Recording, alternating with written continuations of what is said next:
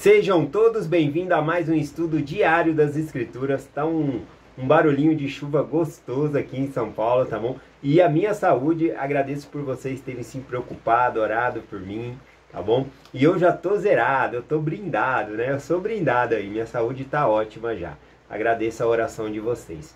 Vou mandar um forte abraço aqui nessa mensagem também para a Sabrina Romano, tá bom? E para as duas filhas dela, a Brisa e a Cristal. Tá bom? E também aqui um forte abraço para Cida Ferreira, é o que ela escreveu aqui no canal. Bom dia, irmão Vanderlei. Eu assisto às suas aulas sempre. E não dá tempo de eu fazer comentários, porque a vida está bem corrida. Mas eu amo as suas aulas. Deus abençoe sempre a sua vida. E um grande abraço à sua família. Um grande abraço para a sua família e para você também, Cida Ferreira. A vida é corrida, mas que bom que você tira um tempo da sua vida para dedicar a ouvir uma mensagem do Senhor, tá bom? Parabéns a você e todos, né, que dedicam tempo da sua vida para ouvir a mensagem do Senhor aqui também. E a última mensagem que eu vou ler aqui é da Klaus Summer. A Klaus Summer aqui tá escrito no YouTube, né? Klaus Summer 1973, né? Tá registrado assim o nome dela aqui. Ela escreveu aqui: muito obrigado por mais uma incrível mensagem, irmão Vanderlei. Pude me sentir nutrida espiritualmente e muito edificada pelo conhecimento que obtive. Até amanhã. Até amanhã, Krau. Muito obrigado pela sua mensagem também, tá bom? Um forte abraço para você e para sua família. Hoje eu vou estar compartilhando com vocês aqui Miqueias capítulo 7, tá bom? E aqui, o que está acontecendo em Miqueias capítulo 7? Eu vou ler apenas um versículo aqui, tá bom? Bom, aqui a degradação das pessoas estava muito grande, tá bom? O governo, né, os reis, governantes estavam todos corruptos.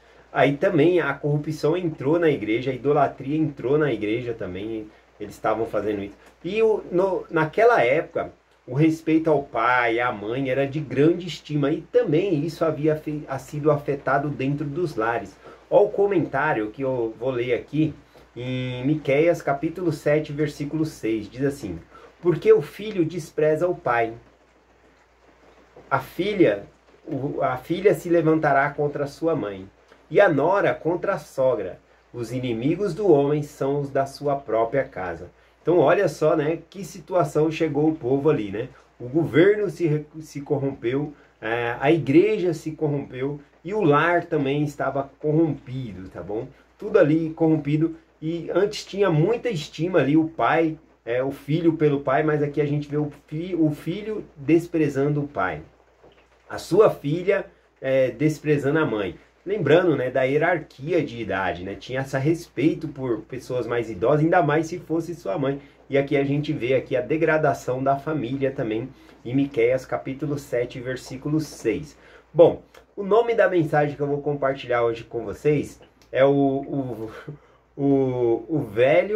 Novo Testamento, é o Velho Testamento atualizado, tá bom? Porque essa escritura aqui, Jesus Cristo, ele pronuncia essas palavras lá no Novo Testamento, trazendo um ensinamento para nós também, que eu quero compartilhar com vocês, tá bom? Então o nome dessa mensagem aqui que eu vou dar é o Novo Testamento, é o Velho atualizado. Ou seja, o Velho Testamento que nós estamos estudando, ele é tão atualizado que é como se nós lêssemos no jornal hoje em dia. Hoje em dia a gente não vê a mesma coisa, uma filha desrespeitando a mãe, um filho desrespeitando um pai, né? Nora contra a sogra ali e assim por diante. Então não é tão antigo assim a situação aqui, tá bom?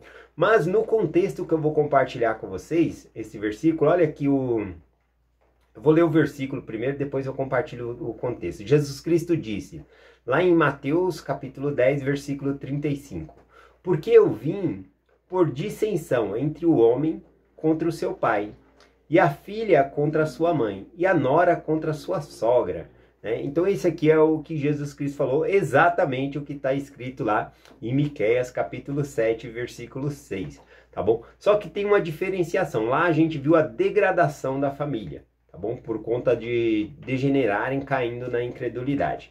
Aqui está falando que Cristo veio trazer essa contenda, né? Essa disputa aqui, tá bom? Mas eu vou explicar no contexto histórico aqui em Mateus capítulo 10, vou começar aqui no versículo 32, tá bom? Mateus 10, versículo 32. Aqui, Jesus Cristo, ele está compartilhando e enviando os 12 apóstolos para ir pregar o evangelho, enviou eles ali de 2 em 2. Então aqui Jesus Cristo ele coloca o que é exigido dos 12 apóstolos, mas não só para os 12 apóstolos, aqueles que ouvissem a mensagem e também se convertessem ao evangelho, também era exigido deles que vivesse isso, tá bom? Ou seja, essa palavra é para nós também. E é forte, então eu vou compartilhar com vocês. Aqui no versículo 32 em diante ele diz assim: portanto, qualquer que me confessar diante dos homens, eu o confessarei diante de meu Pai, que está no céu. Mas qualquer que me negar diante dos homens, eu o negarei também diante de meu Pai, que está no céu. Então, aqui ele começa, então, a falar sobre o que é requerido, né? A gente não pode negar a Cristo, negar quem a gente é, se a gente é membro de uma igreja, ficar escondendo, não devemos fazer isso. Principalmente negar que a gente segue a Cristo, nós somos cristãos. Tá bom?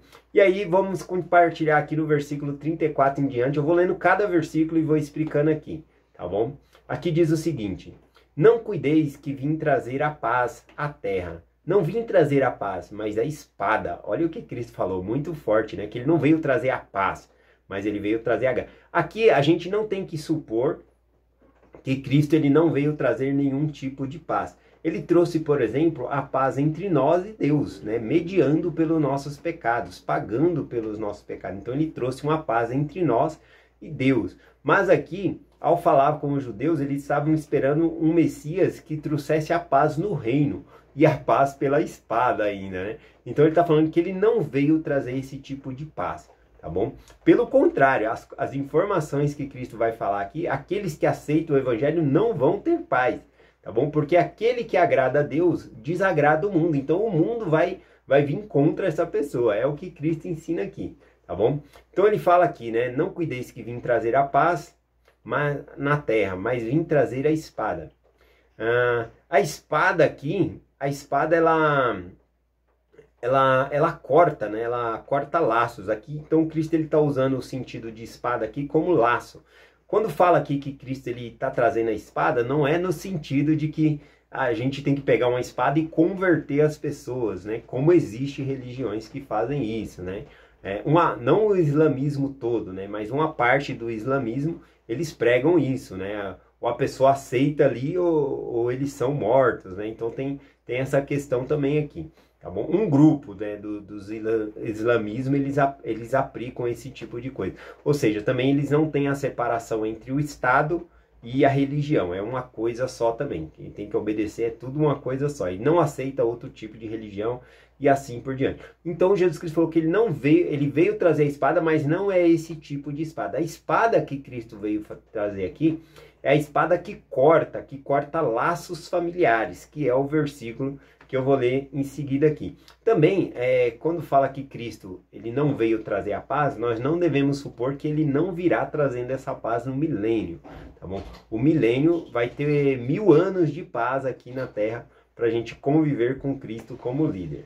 Vamos aqui o versículo 35, então, que é o mesmo, né, versículo lá de Miqueias, capítulo 7, versículo 6. Só que aqui usado de uma forma diferente, que é o que Cristo veio trazer. Então ele disse aqui: porque eu vim pôr dissensão entre o homem contra seu pai, a filha contra sua mãe e a nora contra sua sogra, né? Então, qual que é a divisão? O que é essa espada? Então, essa espada é o evangelho. Quando nós vamos obedecer o evangelho e parte da família não é membro da igreja, às vezes desagrada o pai, desagrada a mãe e assim por diante, tá bom? Bom, devemos nos lembrar também, né, do mandamento em Êxodo, né? Capítulo 20, versículo 12, que diz: honra o teu pai e a tua mãe, né?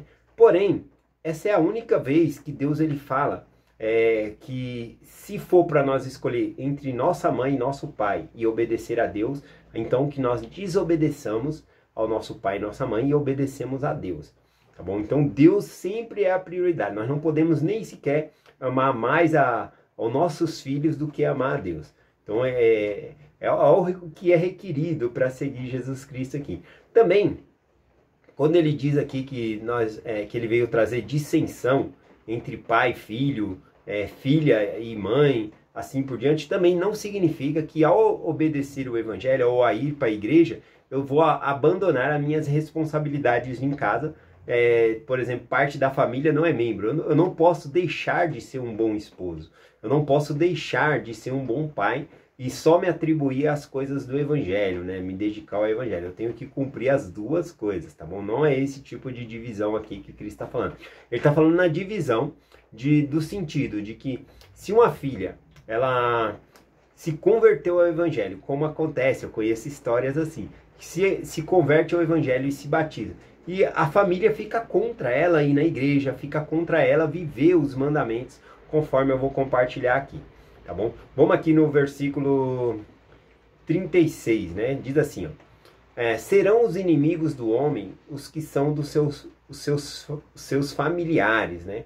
Vou ler de novo aqui, ó. Serão os inimigos dos homens o que são seus familiares. Então é na própria família que você vai encontrar os seus próprios inimigos, porque eles não querem que você viva o evangelho. Então você vai encontrar desafios dentro do seu lar para viver o evangelho. Por exemplo, o dia do Senhor, né? A família pode ficar cobrando muito. Não, mas a gente tem que ir pro shopping, né? É em família, é uma coisa boa. Deus prega que a gente tem que estar em família, no shopping ali.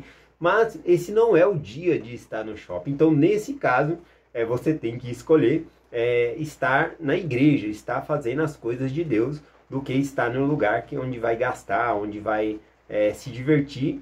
Mas vai estar com a família é algo bom. É ruim estar no shopping? Não, com a família é lógico que não. Mas não nesse dia. Esse dia é dia do Senhor. Então esse tipo de contenda vai acabar existindo, né? Porém, uma pessoa só é membro da igreja e aí a outra fica falando: ah, você fica dando dinheiro lá pro pastor. São o tipo de críticas que as pessoas fazem, né? E a gente não pode deixar de viver o mandamento porque aquela pessoa está criticando a gente, tá bom? Então, o versículo 37 aqui, ó. Quem ama o pai ou a mãe mais do que a mim não é digno de mim. Quem ama o filho ou a filha mais do que a mim não é digno de mim. Então, Deus é prioridade na nossa vida, tá bom? A gente não pode amar nem mais a nossa esposa, ou o nosso marido, ou amar até mesmo nossos filhos mais do que amamos a Deus. Deus, ele é prioridade na nossa vida. Então, isso que é exigência, né? Acredito eu que logo quando as pessoas conhecem o evangelho, se eles tivessem noção do que é essa responsabilidade, muitos não se batizariam na igreja, né? Porque ia falar: nossa, mas eu tenho que fazer tudo isso, eu tenho que amar mais a Deus, mais tudo a Deus, primeiro mais do que a si mesmo, né? Como está aqui,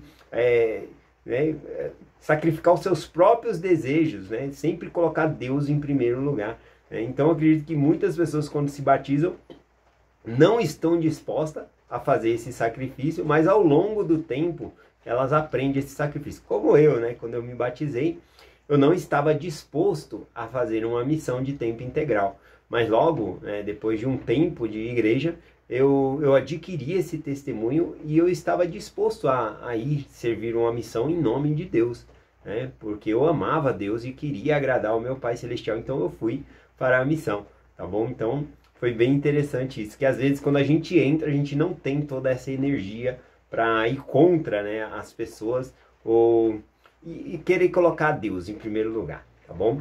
Então vamos lá, aqui o versículo 38. E quem não toma a sua cruz e não segue após mim, não é digno de mim. Aqui quando fala tomar a sua cruz, a cruz era o objeto, né, que a pessoa levava ali, o pedaço de madeira para ser crucificado, levar-se para a própria morte. Aqui, tomar a cruz significa sacrificar os seus próprios desejos, matar os seus desejos e sua vontade, não matar no sentido de se esbaldar, né, nos desejos, mas matar no sentido de colocar Deus em primeiro lugar. Crucificar, ou seja, matar ele no sentido de sufocar esses desejos e colocar a vontade de Deus à frente da nossa. Bom, então é isso que significa aqui. Versículo 39, né? Quem achar a sua vida, perderá lá. E quem perder a sua vida, por minha causa, a achará. Aqui, eu estou citando lá tem uma referência aqui, lá de Lucas capítulo 12, que fala da parábola daquele homem, né, que era rico, derrubou seus celeiros e fez ovos celeiros e falou: agora minha alma pode descansar, porque tem bens para muitos dias, né, descansa minha alma. E aí Deus disse, louco, essa noite, né, hoje te pedirão a sua alma, e para quem tem a sua alma, né? Para quem que vai a sua alma, né? Então ele era rico para as coisas do mundo, né? Mas ele perdeu a alma dele, né? O que seria então a pessoa aqui no sentido ao contrário, né? Que eu falei aqui, quem achar a sua vida, perderá. E quem perder a sua vida por minha causa, achará. É fazer as mesmas coisas, vai trabalhar, vai conquistar as coisas, mas primeiro colocar Deus no seu coração. A pessoa que busca sempre só as coisas do mundo em primeiro lugar e Cristo ele fica em segundo plano ali, né? As coisas de Deus sempre em segundo plano, então essa pessoa está perdendo a sua vida. Agora a pessoa que busca todas essas coisas, um bom emprego, estudar, ganhar um bom salário, nada disso é pecado, a gente pode buscar essas coisas, mas sempre com a glória em Deus, nunca colocar essas coisas à frente de Deus, tá bom? Espero que tenha ficado clara essa mensagem aqui. Vou finalizar a mensagem aqui com uma pergunta que eu estava conversando com o presidente da Estaca uma vez e ele me fez uma pergunta, né? E eu até anotei essa pergunta porque foi algo bem sagrado que eu senti na hora, né? E nós estávamos conversando em uma entrevista e ele me perguntou: o que você está disposto a fazer para ter a sua família para a eternidade? Bom, quando ele me fez essa pergunta, eu me vi sem uma resposta. Eu fiquei pensando o que eu estava disposto a fazer para ter minha família para a eternidade. E eu não conseguia dizer nada. Então, quando eu falei, eu disse que não existia algo que eu não estivesse disposto a fazer, né, para que minha família fosse eterna. E quando eu pronunciei essas palavras, tocou muito forte no meu coração, que é por causa que Cristo, ele pagou pelos meus pecados, por causa que nós temos o templo para ter as famílias para a eternidade, que isso é possível, ter a família eterna.